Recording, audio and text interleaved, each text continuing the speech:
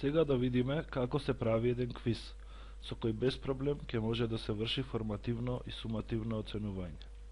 Прво треба да креираме категории и прашања. За да не одземам многу време, како и претходно кај активностите, и овде ќе искористам веќе креирани категории и прашања. Најпрво мора да се оди во Settings, Course Administrations, блок на прашања категории и најпрво креираме категории. Гледаме дека во овај курс веќе има креирано неколку категории. Се гледа дека категориите содржат и прашања, но како се тие направени и какви типови на прашања може да се креираат. Пример, се гледа дека под категоријата стационарен регистар содржи 12 прашања, категоријата флип-флапови содржи 13 прашања, ESER содржи 9 и вовед содржи 6 прашања. Откако ќе се креираат потребните категории и подкатегории, може да се премини на составување на прашањата. При тоа треба да се знае дека во подкатегориите би имале прашања за формално оценување, односно тоа би биле поедини лекции, а во категориите прашања за сумативно оценување, тоа би биле темите.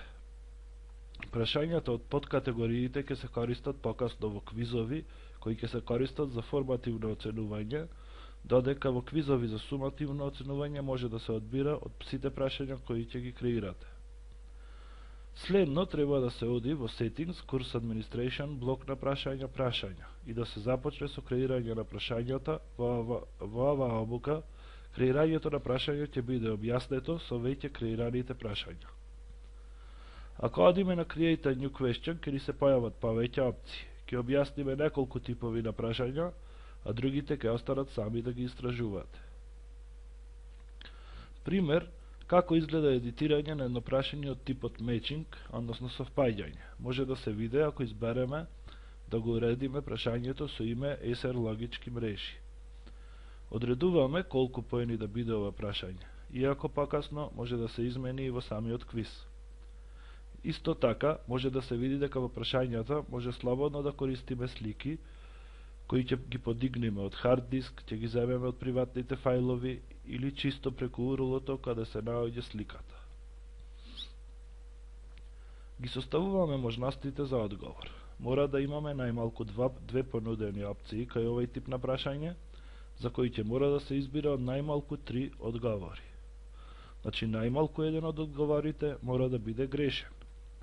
Во случајот, тоа е question 2, односно неговиот одговор.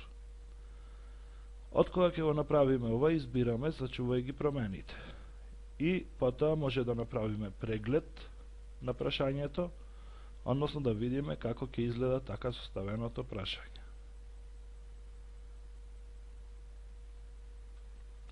Едитирање на едно прашање од типот multiple choice може да биде со повеќе точни одговори или само со еден точен одговор.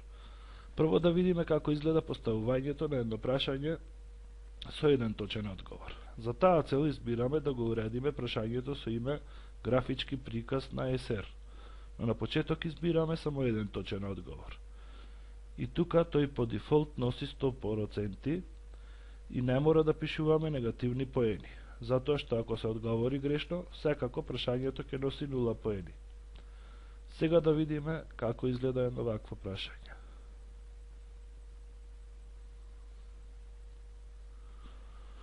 За да ги видиме поставувањата при едитирање на прашање од типот multiple choice со повеќе точни одговори, го избираме прашањето со име карактеристична равенка. Може да се види дека при креирање на изборот се дадени негативни проценти кај грешните одговори. Тоа влијае само на ова прашање и не одзема поени од други прашања. Бидејќи има само 2 точни одговори, тие носат по 50% од вкупно 2 поени, односно по 1 поен. Но грешните одговори носат негативни поени.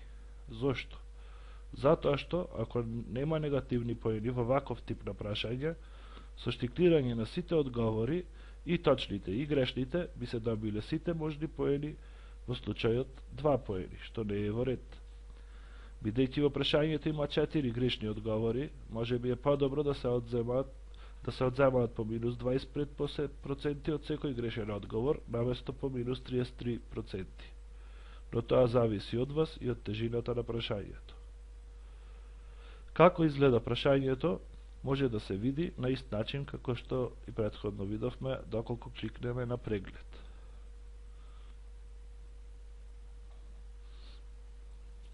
Наједноставни се прашањата точно-неточно, што може да видиме ако го избереме за уредување прашањето со име ESER логичка мрежа.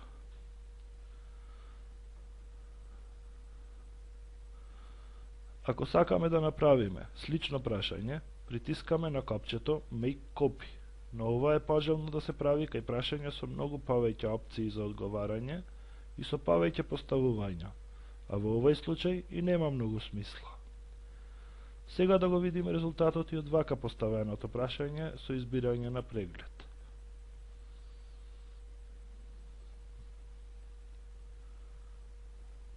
При едитирање на прашање од типот Short Answer, како што е прашањето со име 1, треба да се внимава дали одговорот ќе биде кирилица или латиница, или дали има повеќе точни опции. Ако тоа е случај, потребно е сите тие можности да ги додадеме како точен одговор со 100%. Ако некој одговор е можеби половина точен, и тој треба да го додадеме, пример како 50% точен одговор.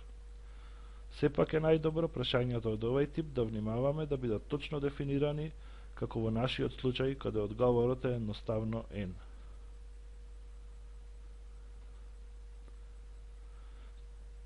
Постојат и други типови прашања, есејски, нумерички и слично, но тоа нека остане на вас да ги испробате сами и да одлучите дали ќе ги користите.